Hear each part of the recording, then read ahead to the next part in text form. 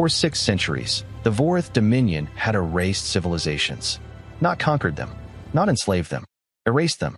Their war archives listed 27 species reduced to silence. Each entry was meticulous: atmospheric composition, biological taxonomy, linguistic structure, military capability, planetary coordinates. At the bottom of every file was the same final notation: status cataloged, biosphere terminated. The last entry before humanity belonged to the Era T, a civilization of oceanic world builders who had composed music from gravitational harmonics and built cities beneath the light of twin suns. Their final transmission was a single repeating tone, a distress beacon that broadcast for 9 days before going quiet. The Dominion logged them in 4 lines. The Dominion did not negotiate. It did not occupy territory. It did not leave monuments. It studied. It archived. It ended. Across the spiral arm, entire star systems had gone dark in their wake. Worlds that once held oceans and cities now rotated as lifeless spheres, their surfaces glassed by relativistic bombardment. The Vorith called it preservation through completion, a cold, bureaucratic phrase that meant, we killed everything, and we wrote it down neatly. The rest of the galaxy called it extinction. The Galactic Accord, a coalition of 312 interstellar civilizations, had debated intervention for generations. But every time the Dominion moved, it did so with overwhelming force, fleets numbering in the tens of thousands, warships engineered over millennia of uninterrupted military evolution. No civilization had ever survived first contact with the Dominion once marked. Not one. So when long-range neutrino telescopes detected the formation emerging from deep intergalactic dark, a mass signature equivalent to 18,000 capital-class warships traveling at 0.42 light speed, the Accord did not need to ask where it was headed. The trajectory was precise, direct, unmistakable. Sol System. The file designation appeared in Dominion archives 3 weeks before the fleet crossed the Heliopause. Species 28. Human. Status. Pending catalog. Earth received confirmation from 3 independent deep space arrays within 12 hours. There was no room for error. No cosmic anomaly. No sensor ghost. 18,000 warships. Arrival estimate: 11 months, 9 days. Projected outcome probability: 99.7% extinction event.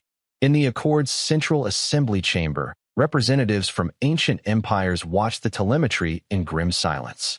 Some of them had lived long enough to witness 3 Dominion campaigns personally.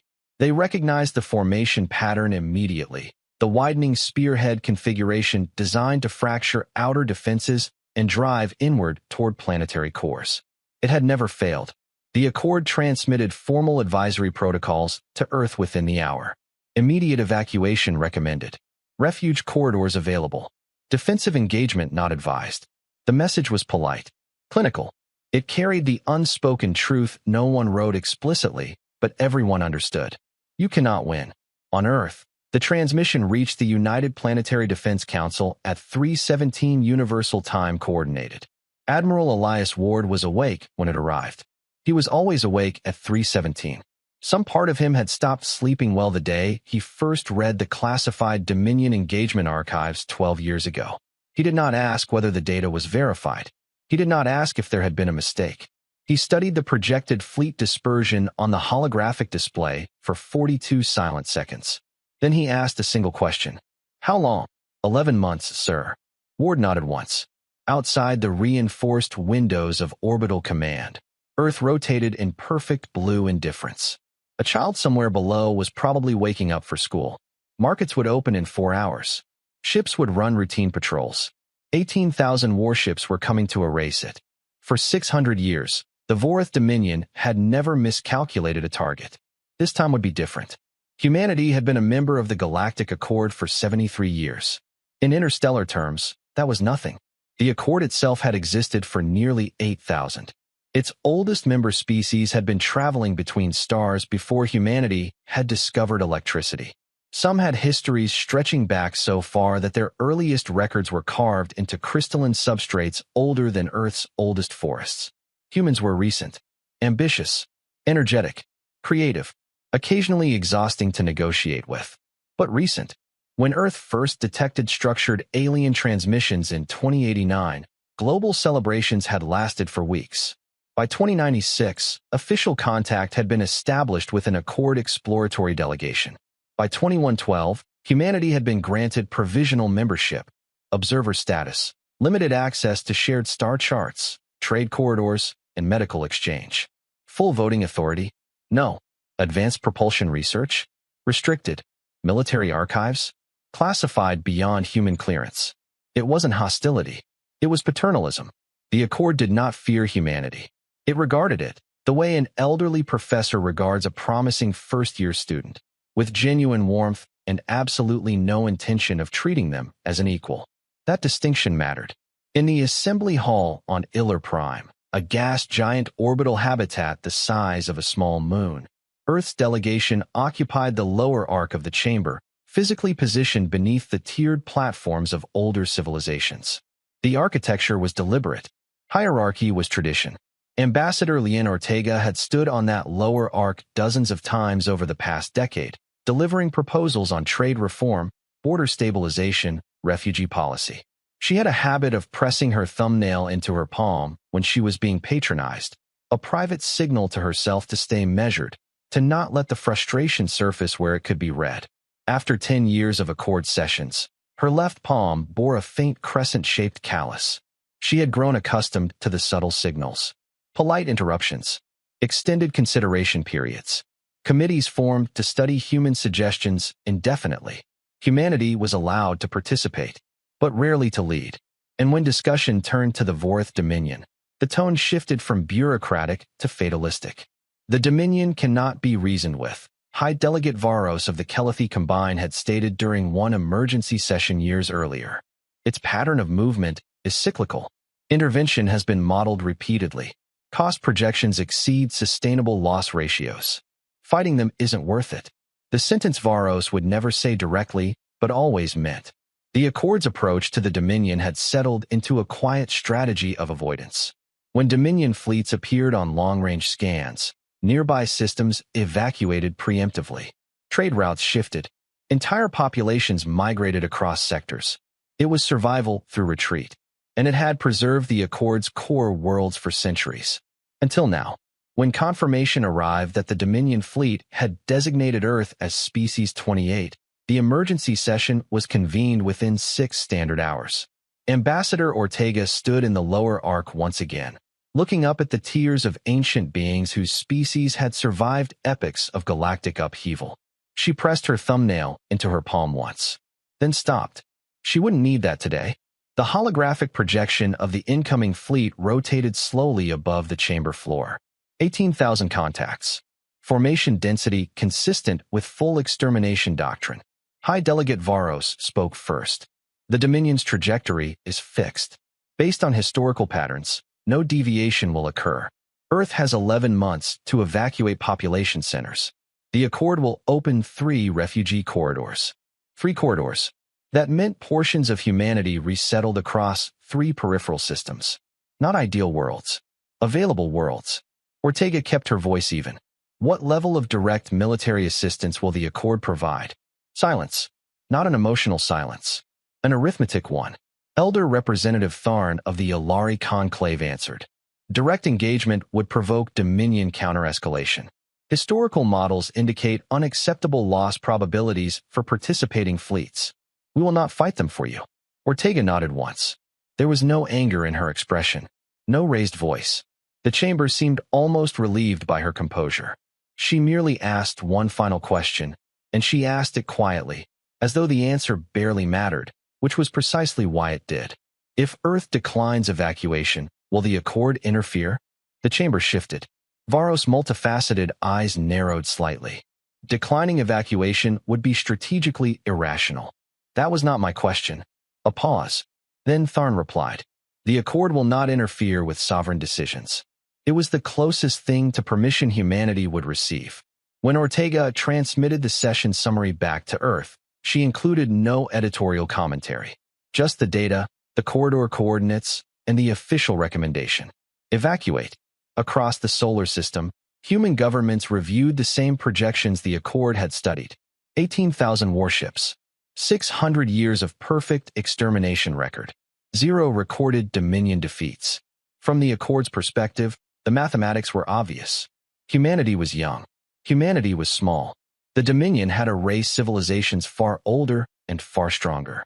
In the assembly hall, after the session adjourned, Elder Tharn remained behind, studying the final frame of the Dominion formation. A junior aide approached. "Do you believe the humans understand the inevitability?" Tharn's gaze lingered on the hologram for a long moment. "They are intelligent," the elder said. "They will calculate." Across 12 star systems, evacuation corridors began activating in preparation. Transport convoys stood ready.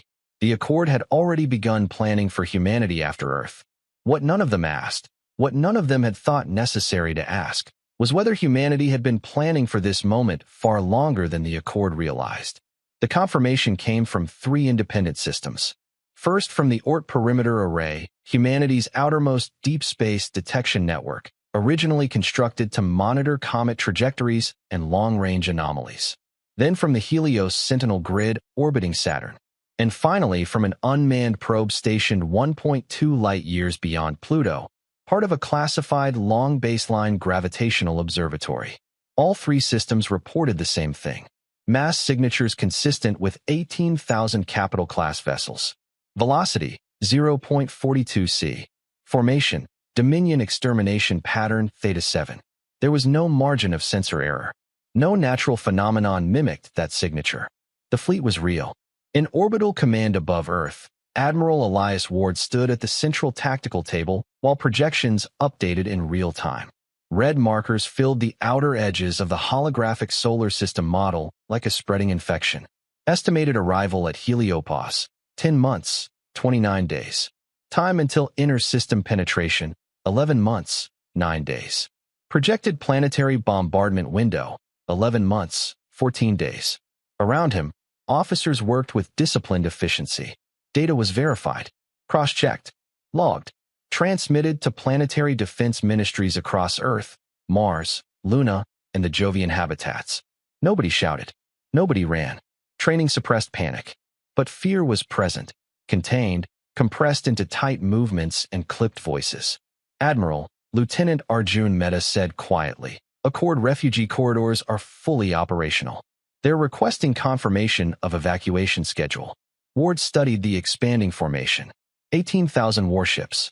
The Dominion never split forces during extermination campaigns. They arrived in overwhelming totality. Begin civilian risk assessment. "Yes, sir." Simultaneously initiate full-spectrum defense review. Mehta hesitated, just slightly. "Sir, the Accord's advisory explicitly states." "I'm aware of what it states." Ward's voice remained level. "We'll review evacuation protocols. And we'll review defensive protocols. Both."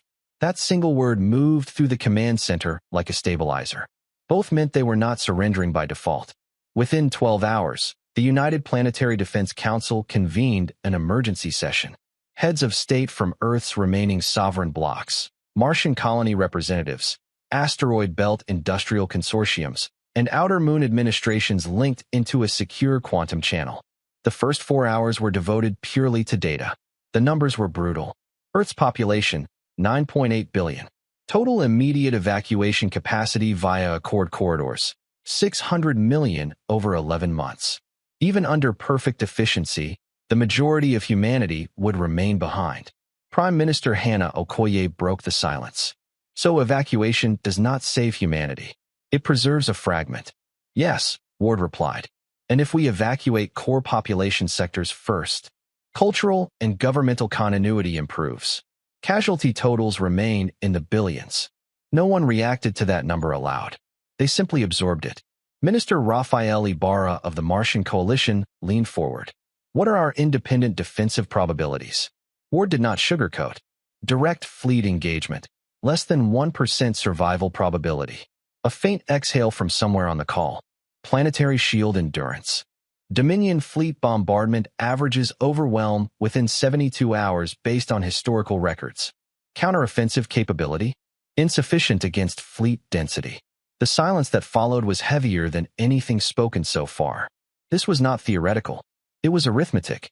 The Dominion had erased 27 civilizations using nearly identical formation doctrine. Those species had possessed fleets comparable to the Accord's strongest members. Earth did not. If we evacuate, Okoye asked carefully, does the Dominion pursue? Ward paused. We have no historical example of the Dominion abandoning a designated target. So Earth is destroyed regardless. Yes. And the refugee worlds? Unknown. Historically, the Dominion terminates primary biosphere targets and withdraws. Run, and you live without a home. Stay, and you die with one. High Chancellor Mei Lin of the Pacific Coalition broke the silence. Has any species ever successfully resisted the Dominion? No, Ward said. Has any species had 11 months' notice? A pause. No confirmed case. That detail settled into the room differently. 11 months. The Dominion's previous targets had often detected the fleet weeks before arrival. Sometimes days. Never nearly a year. 11 months was not enough to build a fleet from nothing. But it was not nothing. Okoye folded her hands on the table. If we evacuate, she said slowly, we teach our children that when extinction approaches, we scatter. She looked at each projection frame in turn. If we stay and fight, we teach them something else. No one asked what. They already knew. This was not about pride. It was not about proving something to the Accord. It was about permanence. Human civilization had always been centralized around Earth, economically, culturally, psychologically. Lose it, and humanity would survive biologically. But it would never be whole again. Then Minister Ibarra said the thing everyone else had been afraid to say. What if we don't lose? The silence after it was different from all the silences before it. Not dismissive. Not hopeless. Considering. Ward let it exist for 3 full seconds before speaking. There is another factor. For 73 years, we have had access to Accord archives. Limited access. But not zero. He paused. Every Dominion campaign is documented. Formation patterns. Tactical doctrine. Engagement sequencing. Ibarra frowned. You're suggesting we study their history? I'm suggesting, Ward said evenly, that the Dominion has fought 27 wars the same way. And won all of them. Yes. Ward stepped forward slightly, resting his hands on the table. Species evolve. Militaries adapt. But institutional doctrine becomes predictable over time. You think they're predictable? Mei Lin asked. I think they believe they are not. The distinction mattered. Okoye looked down at the casualty projections one final time. If we fight and lose, we lose everything. Yes. If we run, we lose everything slowly. Yes. She exhaled. Then the question is not whether we survive. She looked up. It is whether we choose the terms of our extinction. Ward did not answer that directly. Instead, he asked one of his own. Does the Council authorize full-spectrum defensive preparation? Okoye looked at the vote interface hovering before her. The decision would be recorded in encrypted archives, sealed unless civilization survived. One by one, the other leaders cast their votes. No speeches. No dramatics. Just confirmation icons illuminating beside their names. When the final tally appeared, it was not unanimous. But it was decisive. Humanity would not evacuate as a primary strategy. Evacuation corridors would remain available for volunteers, medical contingencies, and off-world continuity protocols. But Earth would not empty itself. It would stand. Okoye closed the session with a single statement. Begin preparations. Across the solar system, nothing visibly changed.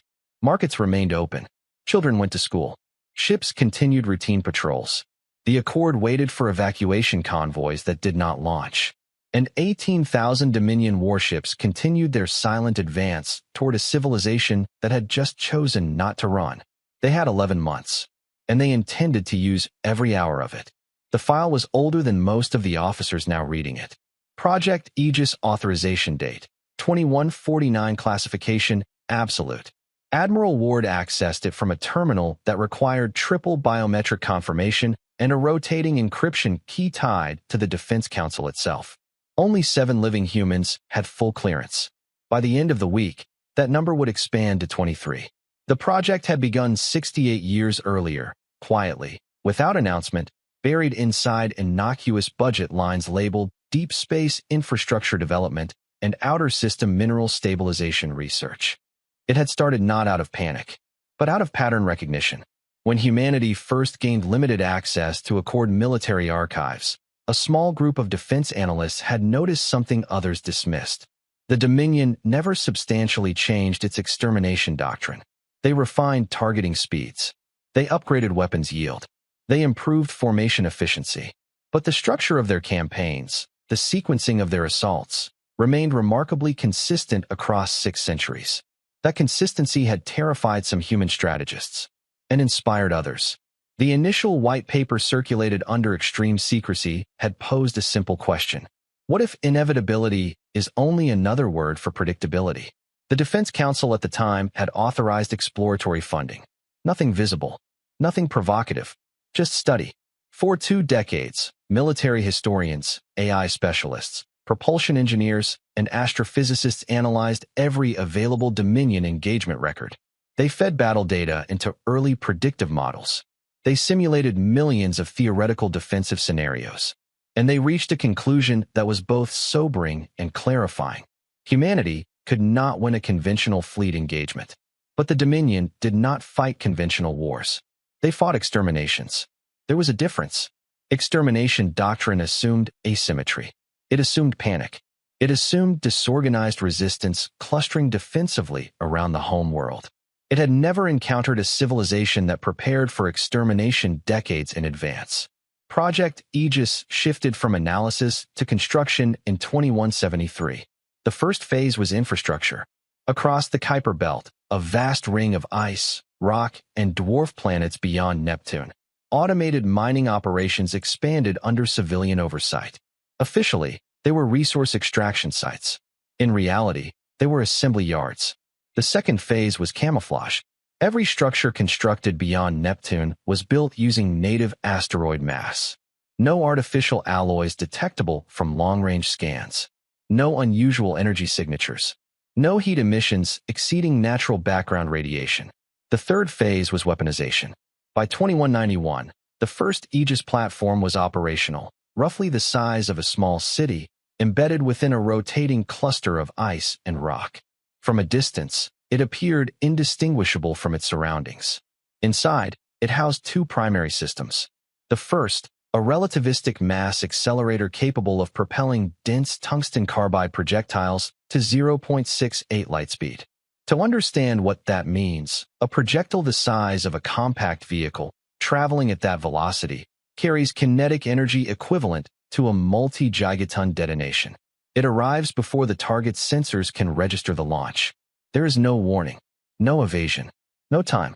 No shields in recorded Dominion history had ever survived a direct hit at that speed. Not one. The second system, a distributed plasma lattice array for close-range anti-capital ship engagement. Less dramatic than the accelerator. More precise. More flexible. By 2220, there were 280 Aegis platforms dispersed across the Kuiper Belt in mathematically optimized firing geometries. Each one powered down. Each one cold. Each one invisible. That was Phase 1. Phase 2 was more ambitious. Human public fleet registries listed approximately 1,400 active military vessels across all sectors. The Accord considered them competent but modest. That assessment was intentional.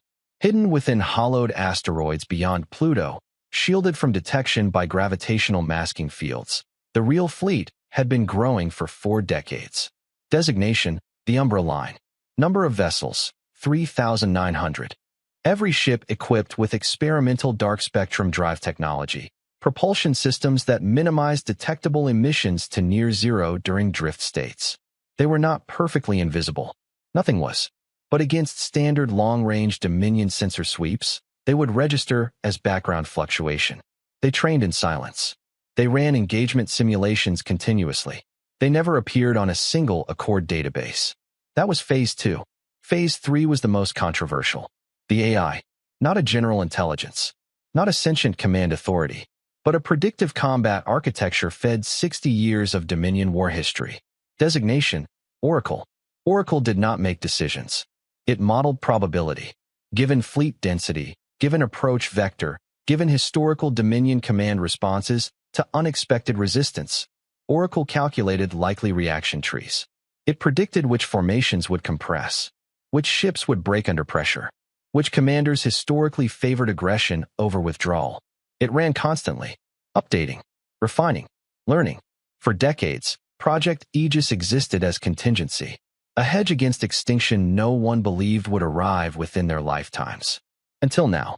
Back in Orbital Command, Admiral Ward closed the primary archive and looked at the officers seated before him.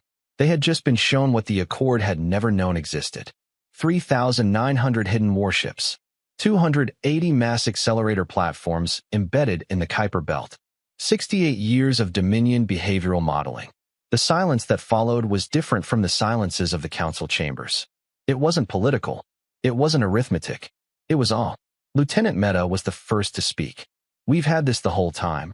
Yes, Ward said. And the Accord? Does not. A long silence. Then Captain Elena Ruiz asked the question that mattered most. Can it work? Ward didn't answer immediately. He activated a projection from Oracle. A Dominion formation appeared in holographic space. 18,000 ships in classic Theta 7 dispersal pattern. Red markers indicated predicted compression points as they entered the Kuiper Belt. Oracle overlaid firing solutions, kill zones, projected casualty percentages. For the first time since detection confirmation, something shifted in the room. Not confidence, not certainty, possibility. Ward finally spoke. It was built for exactly this. Outside Neptune's orbit, embedded in silent rock and drifting shadow, 280 Aegis platforms waited. And 18,000 Dominion warships were still 10 months away. For the first time in 600 years, the Dominion was advancing toward a target that had been studying them longer than they had been studying it. The next 10 months became the most coordinated period in human history, and almost no one knew why. Publicly, governments cited long-term infrastructure resilience initiatives. Civilian traffic continued. Trade flowed. Entertainment feeds ran uninterrupted. There was no mass hysteria, only careful management of information. The evacuation corridors offered by the Accord remained open.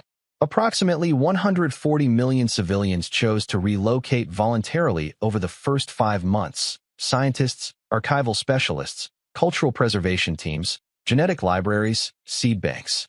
Enough to ensure continuity, not enough to hollow Earth. The rest stayed. Meanwhile, beyond Neptune, humanity prepared for a war no one outside the inner defense circle could see. Month 9. The Umbra line began repositioning. 3,900 warships slipped from their asteroid dry docks and entered drift alignment across the projected Dominion approach vector. Engines ran in microbursts no longer than 2 seconds. Course corrections were staggered to avoid synchronized signatures. Ships moved like shadows adjusting to deeper shadow. Inside the Kuiper Belt, Aegis platforms initiated staggered diagnostic cycles. Power systems warmed and cooled in randomized intervals to mimic natural thermal variation. Mass accelerators recalibrated targeting algorithms using Oracle's updated predictive models. Every platform received the same final directive. Remain dark until activation key. Month 7. Oracle's projections stabilized. The Dominion fleet had not altered its approach pattern. Formation density matched Theta 7 parameters within 0.3%. Commander Meta stood beside Ward in orbital command as the holographic fleet advanced incrementally closer. They haven't deviated at all, Meta observed. They've never needed to, Ward replied. 2 decks below, in a cramped communications bay, Specialist Yara Osei was writing a letter she planned to encrypt and leave in the colony archives on Europa. In case. She'd written 3 drafts. The 4th draft started, "I'm not afraid. I want you to know that. I'm not afraid because we actually have a chance." She didn't know how much of that was true, but she wrote it anyway because writing it made her want to deserve it. She sealed the letter, then went back to her station. Month 5. The Dominion was now within deep-range passive sensor visibility. No active scans were exchanged. The Dominion did not announce its campaigns. It did not threaten. It arrived. Humanity did not transmit warnings. There was nothing to say. Month 3. The first anomaly appeared. A single contact separated from the Dominion's forward formation. Small mass. High velocity. Minimal emission profile. Oracle flagged it before the outer arrays confirmed it. Scout probe, Meta said. Ward nodded. Of course. The Dominion had used forward reconnaissance in every recorded campaign. Automated, disposable, designed to gather real-time defensive data before main fleet entry. The probe would cross the heliopause in 8 days. Oracle projected 3 options. Destroy immediately, jam signal, allow partial scan, then eliminate. If we destroy immediately, Meta said, they assume we're alert. If we jam, they assume heavy defensive presence. Ward studied the third option. Allow partial scan. Let it see what you want it to see. Captain Ruiz looked up from her station. And if they find the deception inconsistent? If the partial scan raises more questions then? They won't look for inconsistency, Ward said. They've never had to. He looked at the probe's trajectory once more. Then, option 3. There was one moment, brief, quiet, where Meta watched Ward's face for doubt and didn't find it. The Umbra line adjusted position. Aegis platforms remained dark. The visible registered human fleet, 1,400 ships, repositioned modestly around Jupiter, Saturn, and Earth in patterns consistent with desperate last-stand defense. Exactly what the Dominion expected. The probe crossed into the outer system without triggering civilian sensor alarms. It moved quickly, efficiently. For 3.8 seconds, it performed a wide-spectrum scan sweep.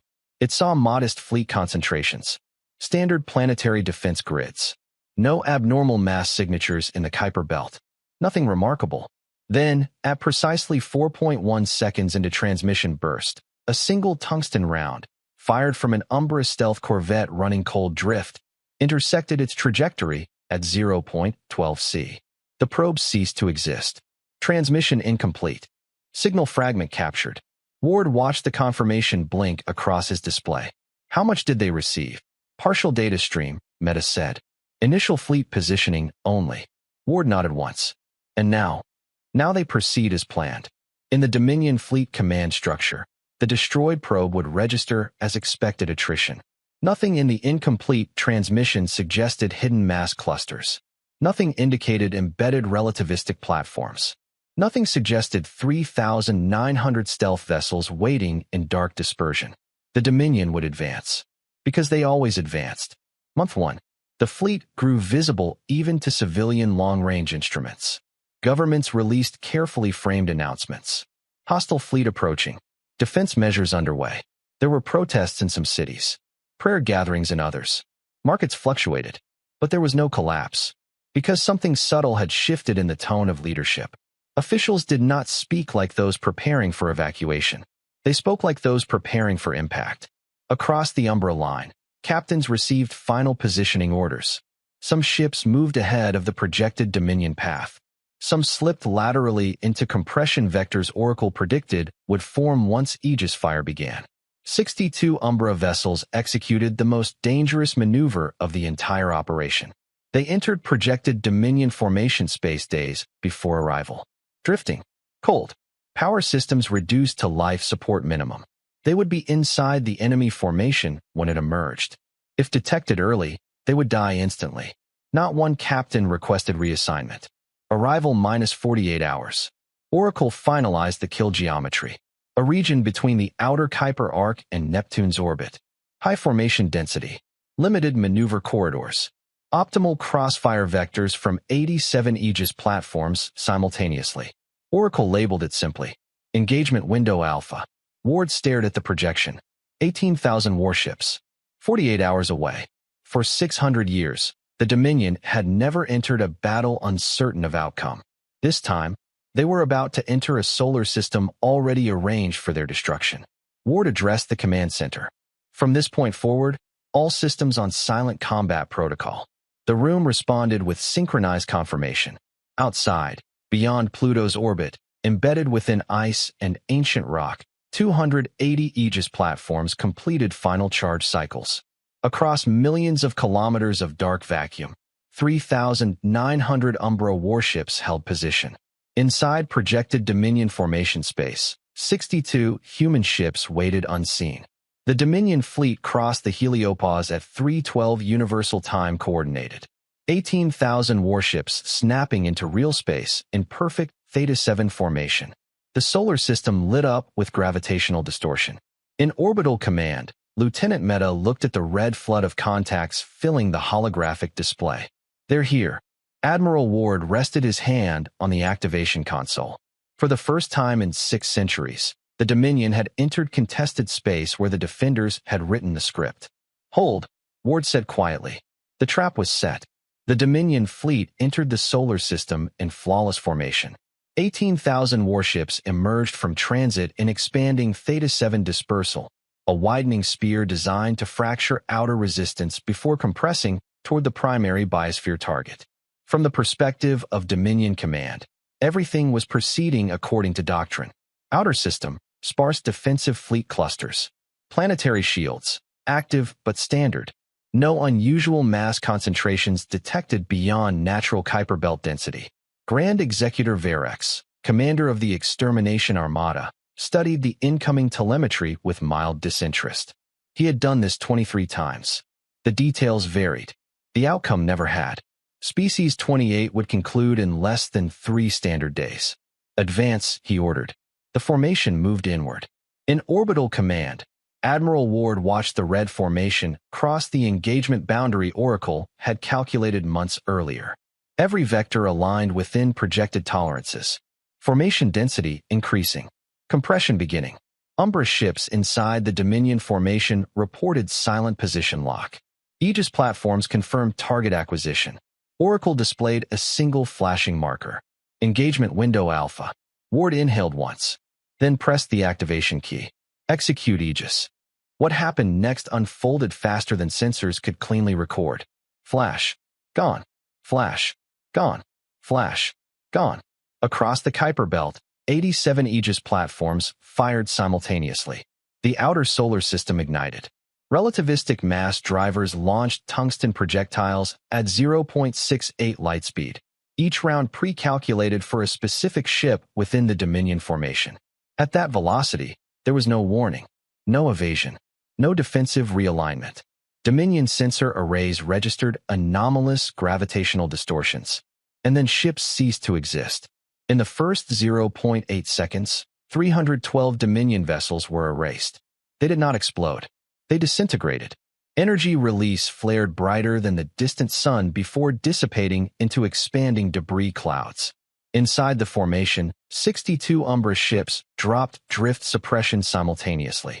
Dark drives disengaged. Weapons flared to full power. They opened fire at point-blank range against Dominion command relays, synchronization vessels, and formation anchors, the structural nodes Oracle had identified as critical to fleet cohesion. Laser lances and plasma arcs tore through hull plating before Dominion captains understood they were under attack from within. Simultaneously, along both flanks, the rest of the Umbra line decloaked. 3,838 human warships emerged from nothing. They did not charge forward. They fired inward.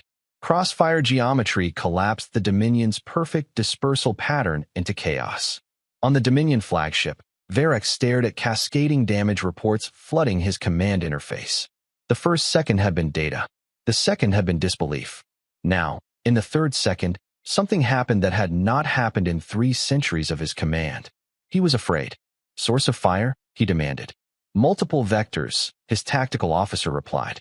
Unregistered mass signatures. Internal formation contacts detected. Internal. Ships were reporting impacts from within their own grid alignment. Formation anchors had vanished in the first volley.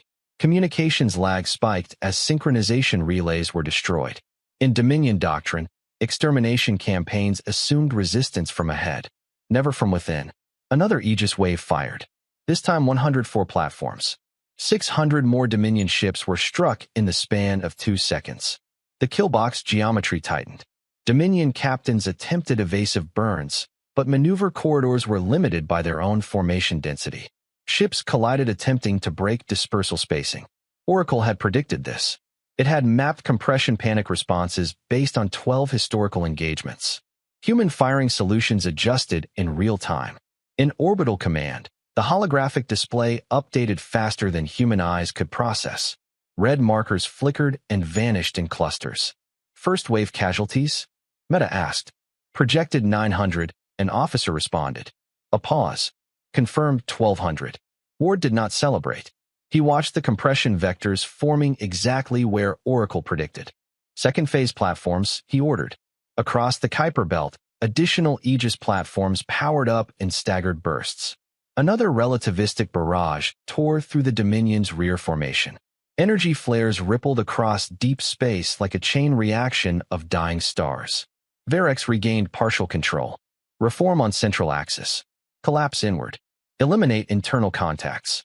Dominion heavy warships pivoted, concentrating fire on Umbra vessels inside the formation. 12 human ships were vaporized in seconds. But their mission was not survival. It was disruption. Every second of chaos amplified Killbox lethality. More Aegis rounds struck. More Umbra ships engaged from flanks.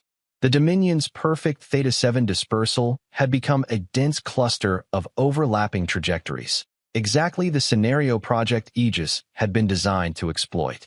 Within the first 4 minutes of engagement, Dominion losses exceeded 2,800 vessels. Human losses, 41. The disparity was staggering. But the Dominion was not a fragile civilization. 600 years of war had forged resilience.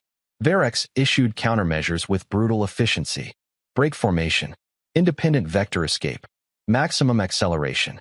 Segments of the fleet attempted to punch outward beyond Aegis firing geometry. Others targeted Kuiper mass concentrations with heavy bombardment, searching for hidden platforms.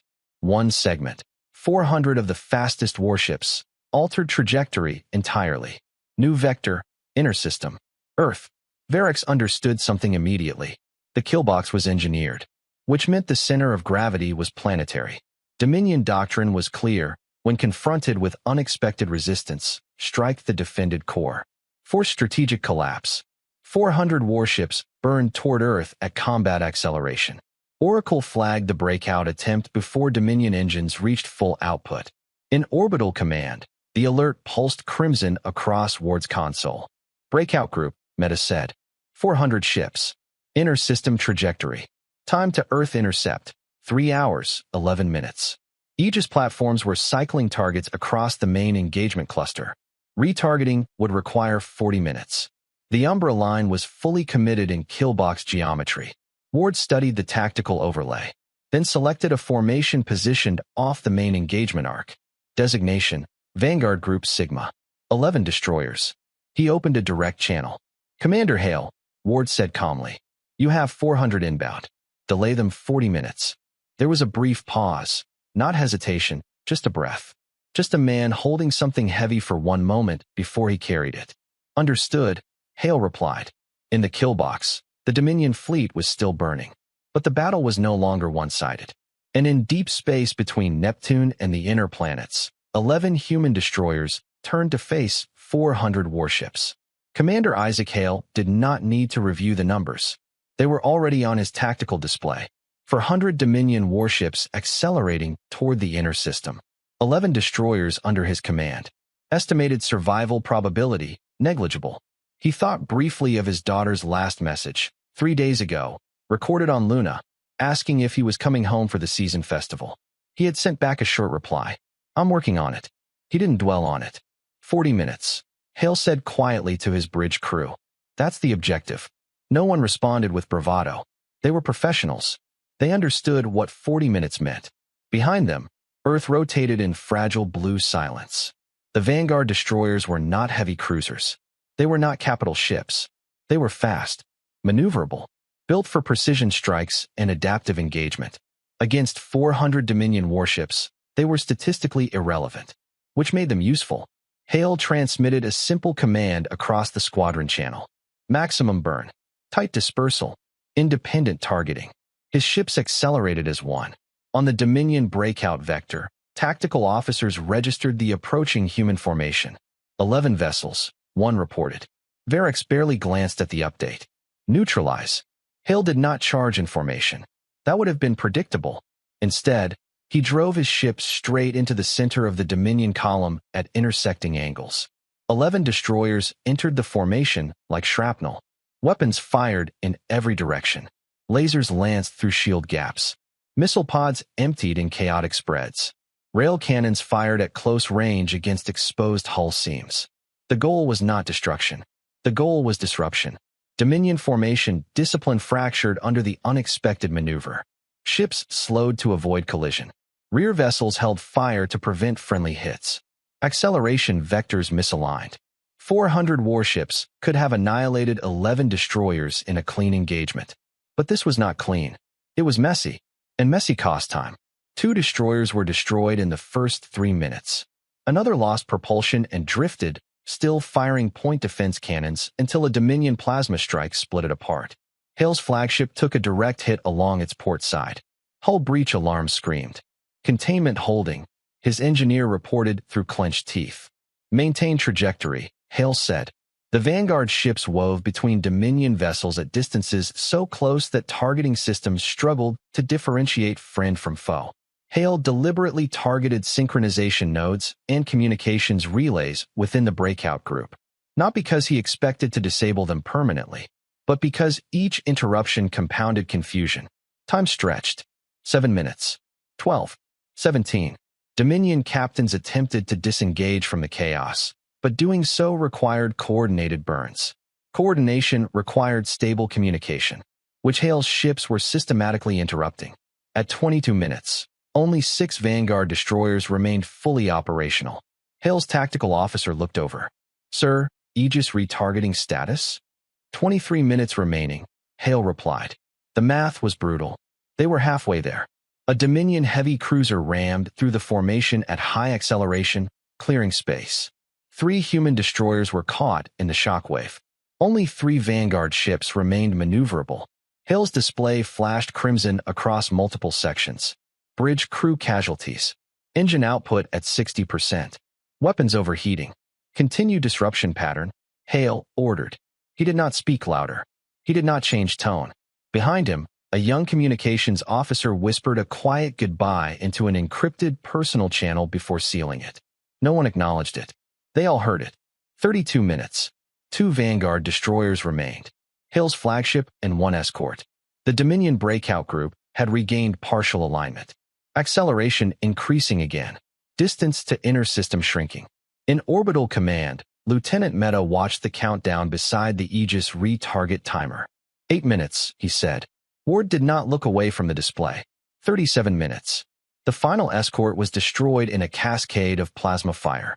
Hale's flagship alone remained inside a formation of 400 warships. Commander, his tactical officer said softly, we cannot sustain another direct hit. Hale nodded. Understood. He opened a squadron-wide channel, though no ships remained to hear it. Vanguard Group Sigma, stand by for resolution. He checked the timer. 39 minutes. A Dominion cruiser locked targeting solution. Weapons charging. Then, a flash of white light tore across the breakout vector. The first Aegis retarget volley arrived.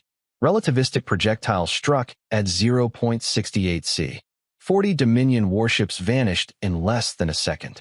Another volley followed. 60 more disappeared. The breakout group collapsed under sudden catastrophic loss. Ships attempted emergency vector shifts, but Aegis geometry now covered their acceleration lanes. More rounds struck.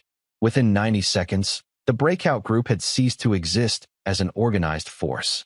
Hale's ship drifted amid expanding debris and ionized gas. 40 minutes. In orbital command, Meta exhaled. Aegis coverage established. Ward nodded once. Signal Hale. The channel opened. Static. Then Hale's voice, strained but steady. Objective complete. Of 11 destroyers, 1 remained. Ward kept his eyes on the display for a long moment. Then, quietly, almost to himself, Hale. Just the name. Nothing added to it. Nothing needed. The breakout attempt had failed. And for the first time in 6 centuries, a Dominion offensive maneuver had not only failed, it had been anticipated and countered. 17 hours into the engagement, the kill box had expanded beyond its original geometry. What began as a contained ambush in the outer Kuiper arc had become a layered battlefield stretching nearly half the outer solar system.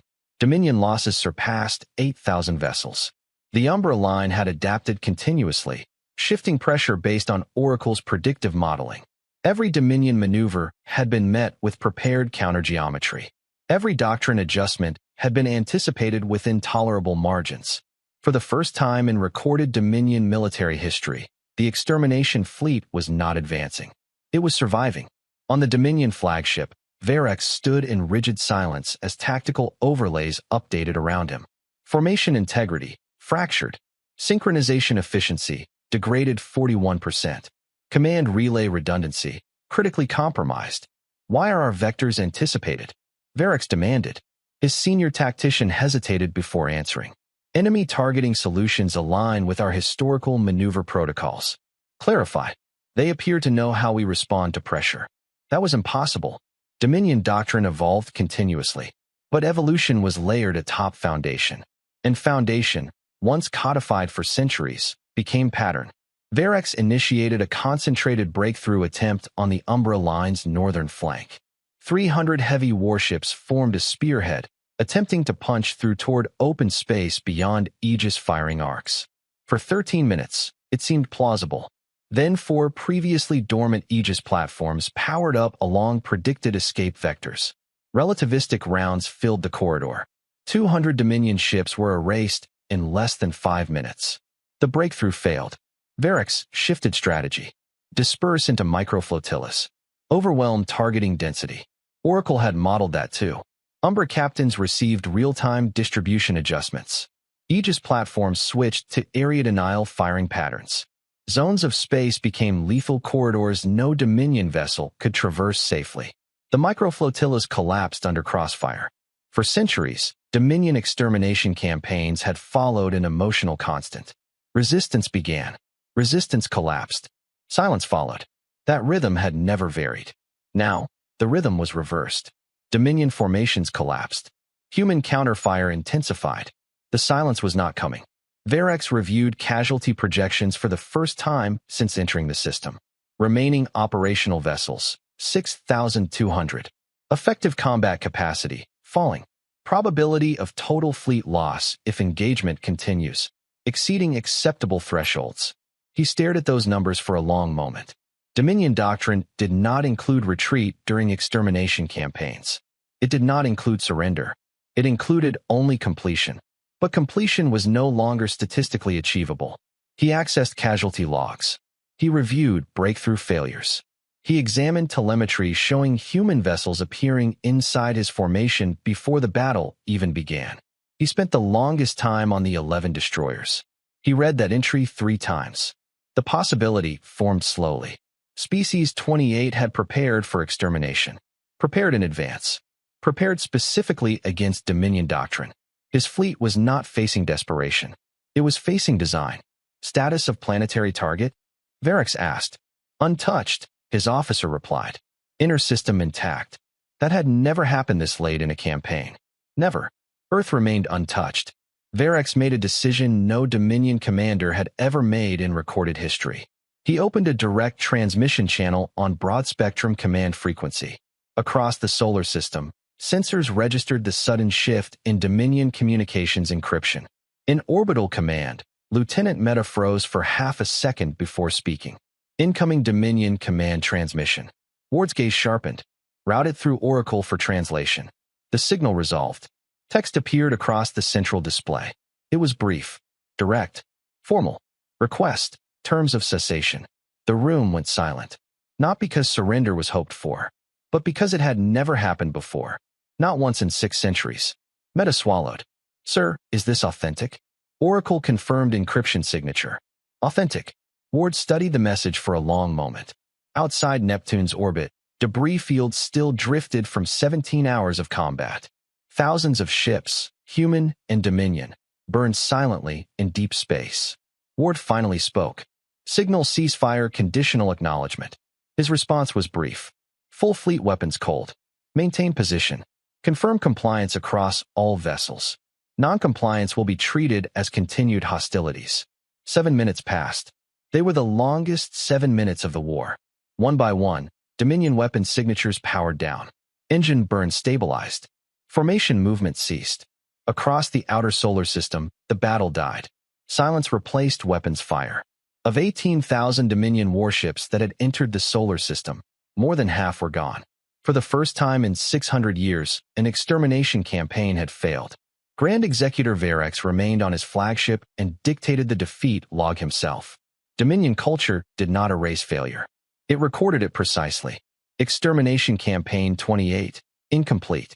He detailed the embedded vessels, the hidden relativistic platforms, The predictive targeting that anticipated maneuvers before execution. He described the 11 destroyers. He spent longer on that entry than any other. 11 vessels engaged 400 to delay advance. Tactical logic insufficient to justify survival probability. Outcome, delay achieved. Strategic effect, breakout neutralized. He paused before the next line.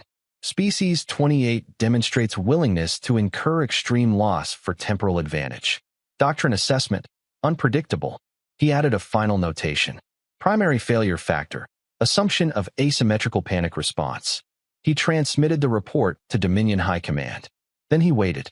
Across the galaxy, the Galactic Accord watched in collective disbelief. The engagement had been streamed through encrypted observer relays. Once it became clear something unprecedented was unfolding. Representatives who had recommended evacuation now stared at battle replays in silence. In the assembly hall on Iller Prime, Ambassador Lien Ortega stood once more on the lower arc. This time, no one spoke down to her. High Delegate Varos addressed the chamber slowly. Species 28 has successfully repelled a Dominion extermination fleet. He did not embellish. He did not need to. Elder Tharn leaned forward. How long, Tharn asked quietly, have they been capable of this? No one answered. In the tier above the Olari Conclave, Representative Sorvin of the Mirati Assembly, a species that had been navigating stars for 4,000 years, sat completely still. Sorvin had not been still in a session chamber in decades. But right now, Sorvin was revising every model, every assumption, every quiet judgment about the small, ambitious, recent species that had occupied the lower arc. Because if humanity had possessed the ability to construct 280 hidden mass accelerators and nearly 4,000 stealth warships without detection, what else were they capable of? What else had they already built? What else was already waiting? The silence in the chamber had a new quality to it now. Not the silence of elders considering a lesser species. The silence of peers, recalibrating. 3 weeks after the battle, a formal Accord transmission reached Earth. The language was meticulous. Regret for underestimation. Acknowledgement of strategic oversight. Invitation for immediate elevation to full senior membership status, a position typically earned after centuries. Expanded intelligence sharing. Defense collaboration. Joint security restructuring. It was diplomacy translated from shock. Prime Minister Okoye reviewed the message beside Admiral Ward. They're afraid, she said quietly. Ward considered that. They're recalibrating. On Earth, the public reaction was less restrained. Once confirmation of the Dominion surrender spread beyond controlled channels, cities filled with people looking upward. Some celebrated. Some cried. Some stood in silence with their hands pressed to their mouths, unable to process the distance between where they had been 11 months ago and where they were now. In Lagos, a street musician played something improvised and wordless for 2 hours while a crowd gathered around her without anyone asking her to stop. Mars lit its domes in synchronized patterns visible from orbit. Asteroid miners transmitted quiet toasts from deep space outposts. Families gathered around screens replaying battle telemetry they only partially understood. They did not need to understand the geometry. They understood the result. An armada had come, and it had not reached them. In orbital command, Ward stood alone before the darkened tactical display. The red markers were gone, replaced by static stars and drifting debris. Project Aegis would never be secret again. The Umbra line would no longer be invisible. Humanity had revealed its hand. That carried its own consequences. Meta entered quietly. Dominion fleet remains compliant, he reported. For now, Ward replied. He looked once more at Earth, turning slowly beyond the viewport. For 600 years, Meta said carefully, they never miscalculated. Ward nodded. This wasn't a miscalculation. Meta frowned slightly. What was it? Ward's eyes remained on the planet. They assumed we would respond like everyone else. Outside, beyond Neptune, 6,000 Dominion warships held position under the watch of 3,000 Umbra vessels and silent Aegis platforms embedded in ice and stone. The Dominion had arrived expecting Species 28. Instead, they had encountered something they had no file for, a civilization that had looked extinction in the eye and decided it did not accept it.